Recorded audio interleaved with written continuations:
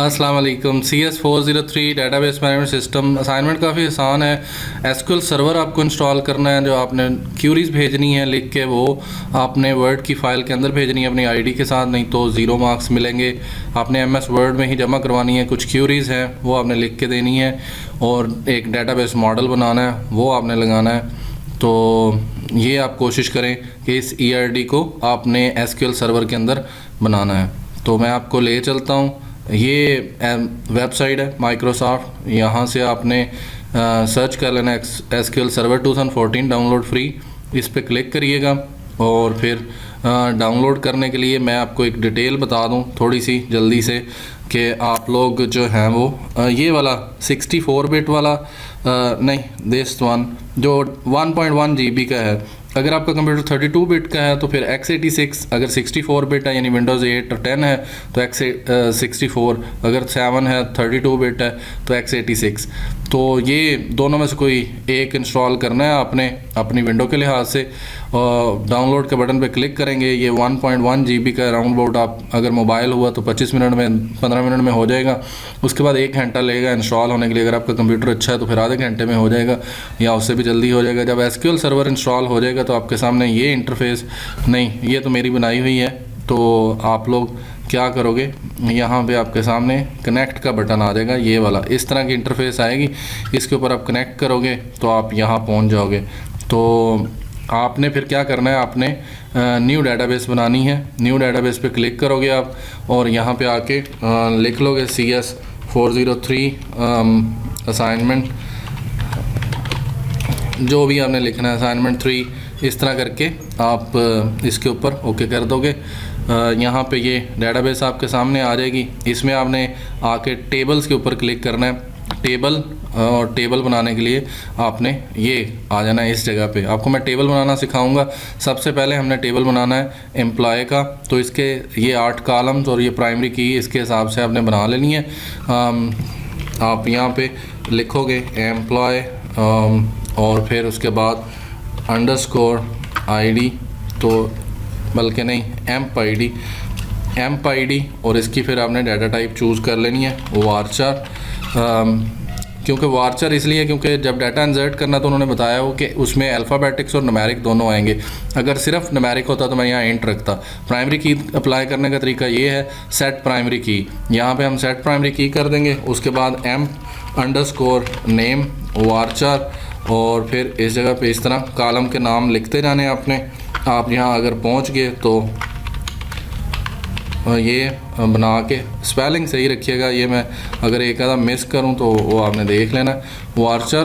तो ये इस तरह करके आपने बनाते जाना है, ये बन जाएगा। इसको आपने क्योंकि इसमें डाटा भी इंसर्ट करना है तो आपको पता होना चाहिए कि डाटा इंसर्ट करना कैसे है। अगर ये कॉलम्स के नाम सही ना हुए तो आपको इशू आएगा। तो मैं आपको एक काम छोटा सा सिंपल सा करके दिखाता हूँ कि ये आपने इस तरह बनाने हैं। मैं आपको बारी बारी अपने टेबल्स दिखा देता हूँ, आप उसके मुताबिक कॉलम्स की फिलिंग कर लीजिएगा। ये काफ़ी आसान रहेगा, आपका टाइम भी बच जाएगा, तो मेरा भी टाइम बच जाएगा।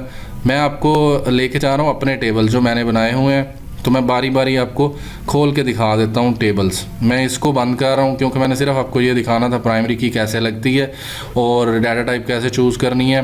तो बाकी आप चीज़ें देख लेंगे। मैं आपको यहाँ से अपने टेबल का अगर देखना हो तो डिज़ाइन व्यू देख लें।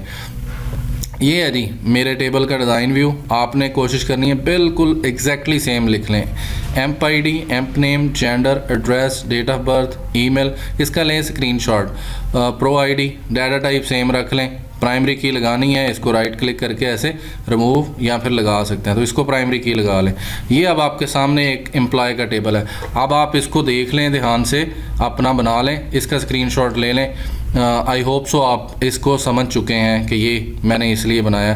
प्रो ID फॉरेन की लगेगी तो इसलिए ये यहाँ पे है। तो एम्प्लॉय टेबल में आपने इस तरह बनाना है एम्प्लॉय टेबल, और इधर से आपने डाटा टाइप चूज़ कर लेनी है। क्लियर हो गया तो ठीक, नहीं तो अगले टेबल पे चलते हैं। दूसरा टेबल हमने एम्प्लॉय के बाद लेना है प्रोजेक्ट का। तो ये प्रोजेक्ट के टेबल को मैं डिज़ाइन व्यू में खोल रहा हूँ, इसका भी ले लें screenshot. Pro ID, pro name, pro location, data type varchar, या इसके अलावा मैक्स वारचार भी रख सकते हैं। तो डाटा टाइप पे कोई इशू नहीं है, डाटा टाइप आप जो मर्ज़ी रख लें, डाटा टाइप बना लें। ठीक हो गया। ये इसको आपने प्राइमरी की बना लेनी है राइट क्लिक करके। जैसे मैं ये रिमूव कर रहा हूँ तो, लेकिन मैं कर नहीं सकता क्योंकि मेरे फॉरेन कीज़ बनी हुई हैं। तो ये ठीक हो गया, ये आप बना लोगे। प्रोजेक्ट का टेबल बन गया। उसके बाद प्रोजेक्ट के टेबल के बाद हम अब देख लेते हैं ऑर्डर का टेबल, क्योंकि वो छोटा सा है। ऑर्डर का टेबल है ऑर्डर आईडी, ऑर्डर डेट, और यहाँ पे मैंने मैनेजर आईडी, क्योंकि मैनेजर आईडी इसके साथ रिलेशनशिप में आएगा। तो MGR_ID, इसके कैपिटल और स्मॉल का खदारा ध्यान रखिएगा, नहीं तो कोई नहीं बनना। तो ये जब बन जाए, इसकी डाटा टाइप ध्यान से देख लें। डेट के लिए मैंने डेट ही रखी हुई है, और ये हो गया ऑर्डर। उसके बाद एक टेबल हम क्लाइंट का देख लेते हैं। क्लाइंट का टेबल खोल लेते हैं। CLID, ये एट्रीब्यूट दिए हुए हैं। CLID name, gender, address, date of birth, email, contact number, प्रो-ID। तो ये है जी कॉन्टैक्ट नंबर। यहाँ पे मैंने इंट रखा हुआ है, इसको न्यूमेरिक कर लें। कुछ ना कुछ चेंज कर लीजिएगा, डाटा टाइप अगर चेंज करनी है। अगेन आपके सामने है, मैं टाइम नहीं वेस्ट करना चाह रहा, बस ये आपने लिखना ही होता है। तो इसको लिख के इसको प्राइमरी की लगा लें राइट क्लिक करके।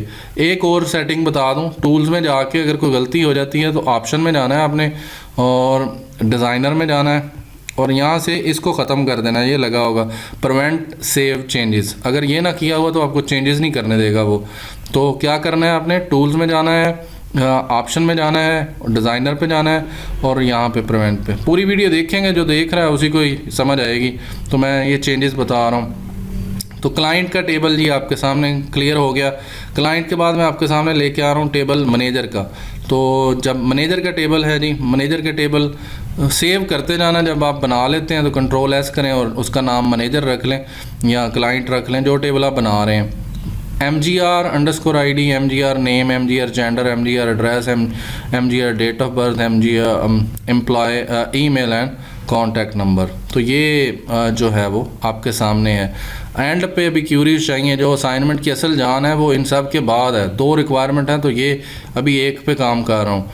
ये आपके सामने जी टेबल हो गया मैनेजर का। मैनेजर के बाद जो टेबल है एक रिसीट का है। तो रिसीट के टेबल की हम डिज़ाइन खोल लेते हैं। Receipt ID, receipt date, receipt bill amount, receipt tax amount, इनकी मैंने डेट, फ्लोट और ये रखी हैं। वार्चर मैंने हर आईडी की रखी है क्योंकि वो बीच में टैक्स आता है। MGR वार्चर रखा है, MGR का इसके साथ रिलेशनशिप है, तो ये हो जाएगा MGR। एक और टेबल है मैंने प्रोजेक्ट मैनेजर, ये मैंने सिर्फ और सिर्फ मैनी टू मैनी रिलेशनशिप बनाने के लिए यूज़ किया है। प्रो-ID और MGR, मतलब प्रोजेक्ट आईडी और मैनेजर आईडी। तो ये दोनों इसके अंदर आ जाएंगे। और ये आई होप सो कि ये मैनी टू मैनी रिलेशनशिप के लिए ये कंपोजिट प्राइमरी की है। कंपोजिट प्राइमरी की यानी ये डबल, इन दोनों को सिलेक्ट करेंगे, राइट क्लिक करें, ये मैंने रिमूव कर दिया। अब दोनों सिलेक्टेड हैं तो मैंने इनको सेट प्राइमरी किया। ये कंपोजिट की बनती है, ये कंपोजिट बन जाएगी, और इसको मैंने सेव कर दिया। तो ये कोई टेबल ऐसा रह नहीं गया हो मैंने जो ना दिखाया हो। क्लाइंट, एम्प्लॉय, मैनेजर सारे मैंने कोशिश किया कि आपको दिखा दूं। प्रोजेक्ट का टेबल भी हो गया था शुरू में ही।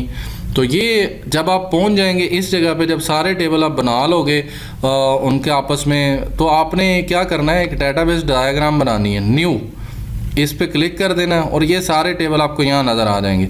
ऐड करते जाना ये सारे टेबल, तो ऐड कर दें, वो सारे टेबल इधर आ जाएंगे। और ये देखें, जैसे ही आपने वो बनाया होगा वो सब ऑटोमेटिकली उनकी फॉरेन कीज़ लग जाएंगी उसके अंदर। और ये जब आपकी फॉरेन कीज़ के ऊपर ही डिपेंड करता है कि आपने अगर सही बनाया हुआ है तो मेरा ख्याल 1 मिनट भी नहीं लगना, और मेरा ख्याल लगा भी नहीं है। तो अगर आप फोकस से देखें तो ये 1 सेकंड ही लगा है कि वो जब मैंने सारे टेबल प्रॉपरली अटैच किए हुए थे तो वो खुद ब खुद प्रोजेक्ट मैनेजर के साथ उनका मैनी टू मैनी का रिलेशनशिप बन गया है। तो हर टेबल, ये आपकी तस्वीर है जी। सारा कुछ डिपेंड करेगा टेबल के अंदर जो कॉलम और उनकी डाटा टाइप आपने रखी हैं वो सही हों। जब आप इसको बना लेंगे तो इसकी एक ले लें स्क्रीनशॉट। इसका स्क्रीनशॉट लेके जैसे मैंने असाइनमेंट में लगा दिया है, क्योंकि पहला टास्क ये करना था हमने कि उसने बोला था कि आपने ERD को लिंक थ्रू प्राइमरी की एंड फॉरेन की करने के बाद map the ER diagram relation model, और इसको करने के बाद आपने क्या करना है, ये शो करना है। ये पहला टास्क है आपका। तो इस तरह आप इस तस्वीर को लगा दें तभी आप इस काबिल होंगे। आप, मेरा ख्याल है तभी आपको एसक्यूएल सर्वर और ये सारी डेटाबेस डीबी पढ़ने का फ़ायदा होगा। अगर आप यहाँ तक पहुँच गए, आपको बहुत फ़ायदा होगा अगर आपने ये फॉरेन की, प्राइमरी की, ये सारी लगा ली। तो मैं तो विश करता हूँ कि आप ये आसानी से बना लें, आपको अच्छी गाइडलाइन मिल गई है। नेक्स्ट काम जो है वो आपने पार्ट 2 जो इसका है या बी है, उसमें आपने इंसर्ट करना था रिकॉर्ड। तो ये वो क्यूरी है जो आपने रन करनी है, जो लिखनी है, तब जाके डाटा इंसर्ट होगा, तभी आपकी क्यूरी चलेंगी, तभी आप सारे कॉलम्स को गेट कर सकते हैं। ये 1 बाय 1 क्यूरी मैं लिख रहा हूँ। इस क्यूरी को कहाँ पे लिखना है, कंट्रोल सी, इस क्यूरी को मैंने कॉपी किया और मैं लेके जा रहा हूँ। टेबल कौन सा है जी, एम्प्लॉय का है या employee, I think so employee का टेबल है, एम्प्लॉय का टेबल है। और इसमें मैंने जाके क्यूरी पे क्लिक करना है। यहाँ पे न्यू क्यूरी, डेटाबेस के ऊपर जाएंगे और न्यू क्यूरी पे क्लिक कर देंगे। न्यू क्यूरी ये आ गई है और आप इसी अपनी डेटाबेस में होंगे तो तभी है होगा ये डाटा। ये अब मैं जब इसको रन करूँगा तो वो एरर देगा कि प्राइमरी की लगी हुई है। ये देखें।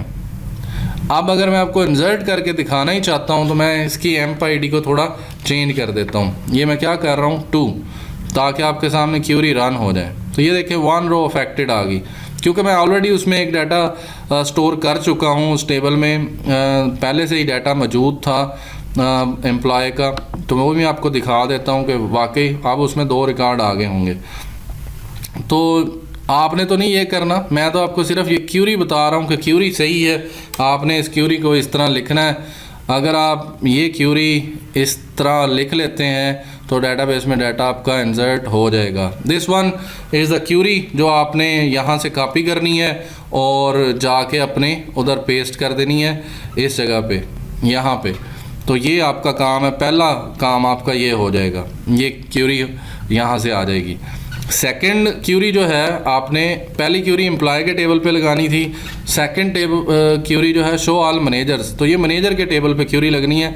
सेलेक्ट, ये सेकंड क्यूरी है, इसको भी हम रन करके देख लेते हैं, लेकिन हमारे तो मैनेजर के टेबल में डाटा ही नहीं है, लेकिन वो क्यूरी चलनी चाहिए, मेन काज है। यहाँ पे आपने आके दोबारा मैं इसको क्यूरी को रख रहा हूँ। Select MGR name, name show करना है from manager table where manager gender is equal to male. इस क्यूरी को मैं रन करता हूँ तो क्यूरी रन हो रही है, उसने मैनेजर नेम ला के दे दिया। अगर उसमें मेल का ना होता, डाटा इंसर्ट हुआ होता तो वो यहाँ पे शो हो जाता, लेकिन हमने तो लिखनी है क्यूरी, कि क्यूरी क्या होती है अगर हमने इस तरह डाटा निकालना है। तो ये क्यूरी जी आपकी सेकंड क्यूरी ये बन जाएगी। Select MGR name from manager where manager gender is equal to male. आप इसको आगे और भी बढ़ा सकते हैं, कैपिटल लिखना है, स्मॉल लिखना है, तो वो भी आप इसके अंदर चेंजेस की जा सकती हैं। नेक्स्ट वन है जी, क्यूरी लिखनी है आपने क्लाइंट के टेबल के लिए। आपने बस ये यहाँ से क्यूरी उठानी है और ये मेरी तरह डाटा टाइप अगर आपने सही रखी हुई है, सारा सही बना लिया है, तो यहाँ से बस आपने जाके कंट्रोल A करना, क्यूरी पेस्ट करनी है। सेलेक्ट स्टैरिक, ये स्टैरिक लिखा हुआ है, मतलब स्टैरिक का मतलब होता है all column all row. Asterisk from client where product ID pro ID यानी तो वो शो कर देगा, क्योंकि कोई भी नहीं है तो वो शो नहीं करेगा, क्योंकि प्रोजेक्ट हमने सिर्फ एक ही डाटा इंसर्ट किया है PRJ001। अगर मैं 001 लिखता तो ये मेरा ख्याल है वो शो करना चाहिए उसे। ये देखें, ये उसने शो कर दिया। अब आपको समझ आ रही है कि जब मैंने 001 लिखा, लेकिन क्यूरी क्या बनानी है हमने 2 के लिहाज से, फिर वो लेकिन 2 है ही नहीं, तो हमने तो बस क्यूरी बना देनी है। क्यूरी उन्होंने 2 के लिहाज से मांगी हुई है तो हमने लिख दी show all the record of clients where project ID is equal to 002। तो प्रोजेक्ट 002 तो है ही नहीं, क्यूरी हमारी ये हो गई है। Select asterisk from client where, तो ये सिंपल इज़ दैट। और ये क्यूरी काफ़ी ख़तरनाक है, अपडेट करना है आपने। अपडेट फॉरेन की वैल्यूज़ को अपडेट करना काफ़ी मुश्किल होता है, तकरीबन आलमोस्ट इम्पॉसिबल है। मैं तो इस पे काफ़ी देर लगा रहा हूँ। इसके लिए आपको लाजमी इधर जाना पड़ेगा डायग्राम के अंदर, और अगर आपने डायग्राम में ये रिलेशनशिप सही ना किया तो आप कभी भी ये नहीं कर सकते। क्लाइंट और प्रोजेक्ट के दरमियान जो रिलेशनशिप है उसके ऊपर आपने प्रॉपर्टीज़ में जाना है और उसके जाके यहाँ पे अपडेट रूल को केस्केड करना है। केस्केड अगर आपने यहाँ पे नो एक्शन किया हुआ तो ये जो है वो क्यूरी रन नहीं होगी। तो इसके लिए क्या होता है कि आपने जो रिलेशनशिप बनाया है उसकी प्रॉपर्टीज़ में जाना है और फिर क्या करना है, अपडेट रूल को केस्केड कर देना है। तो यहाँ पे आप ये चीज़ फोकस में रखेंगे। और अब हम क्यूरी को चेक कर लेते हैं। क्यूरी जो है ये वाली, यहाँ मैंने इसको काफ़ी लंबा रखा था क्यूरी को चलाने के लिए। आप सिर्फ इतनी क्यूरी भी लिख दें तो अनफ है, अगर आपने वो रूल अप्लाई किया हुआ है तो ये क्यूरी अनफ है, ऊपर से लिखने की ज़रूरत नहीं है। ये मैंने पता क्या किया था, मैंने किया था कि अलर्ट टेबल जो है पहले अल्टर टेबल किया, उसकी फ़ॉरन की ख़त्म की, फिर क्यूरी चली, फिर मैंने दोबारा से फ़ॉरन की अप्लाई कर दी। तो इस तरह भी हो सकता है, ये भी रूल सही है, लेकिन आप इतनी क्यूरी लिख दीजिएगा, ये इनफ है। उन्होंने जो क्यूरी पूछी हुई थी कि set project 001 where project ID is equal to 01, तो आपने इस क्यूरी को रन करना था। अब मैं आपको इसको सिंपल यही रन करके दिखा देता हूँ और इसको हम एग्जीक्यूट कर लेते हैं। तो ये ज़ीरो इफेक्ट रो, क्योंकि ऑलरेडी वो जो वैल्यू है वो प्रोजेक्ट की वो 001 ही है और ये वाला तो है ही नहीं, तो इसलिए वो कोई रो भी इफेक्ट नहीं करेगा। तो मेरे पास तो ये चल गई है। आप लोग दोनों में से कोई भी तरीका इस्तेमाल कर सकते हैं। अगर आपने वो केस्केडिंग रूल नहीं लगाया तो आप ये पूरी लिख लें यहाँ से लेके केस्केडिंग रूल के बगैर। तो लास्ट वन क्यूरी है जी, change the name of column. इसने मुझे कम से कम आधा घंटा खपाया, हालांकि इतनी आसान क्यूरी थी। ये रीनेम करना कॉलम को एसक्यूएल सर्वर में काफ़ी मुश्किल है। मैं वैसे माई एसक्यूएल के हिसाब से लगा रहा, तो यहाँ पे एसपी रीनेम, तो मैंने तो यहाँ कर दिया था इसका। ये कौन सा टेबल है, हाँ देख लेते हैं। क्लाइंट का टेबल है, तो क्लाइंट के टेबल पे उसने काफ़ी सारे ऑपरेशन करवाए। मैंने ऑलरेडी इसको चेंज कर दिया हुआ। ये देखें मेरे पास तो CL एम्प्लॉय हो चुकी है, तो मेरे पास ये क्यूरी नहीं चलेगी अभी, लेकिन आपके लिए मैं रख देता हूँ। SP रीनेम का मतलब है स्टोर प्रोसीजर।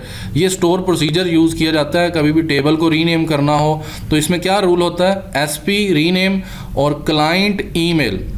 क्लाइंट टेबल का नाम है, ईमेल उस क्लाइंट के टेबल का जो पहला नाम था हमने रखा हुआ वो, कामा जो न्यू नाम रखना है वो CL_email कामा, और आगे लिखना है कॉलम कि किसका नाम। अगर टेबल होगा तो यहाँ फिर हम टेबल लिख देंगे।